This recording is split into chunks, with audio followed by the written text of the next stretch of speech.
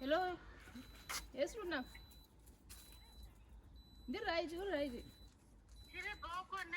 Yeah. Ndaona mota yangu wako kana teni tipinda palodge.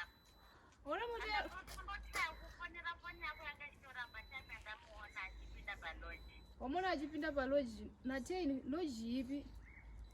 Lodge iri tabuda mtawa. Manje ni murume wangu nasi anambobuda kaini. Asikera ari panopamba. Murume wako ndiye auya kuno kuma9 akatora mota yemurume wangu akabuda nayo. Yabuda na Dave mota. Murume wako ndiye anautombobuda ari mumba akatovata asunzwa musha anautomboenda kubasa nasi. Murume wako ndiye auya kuno akatora mota yemurume wangu akabuda nayo.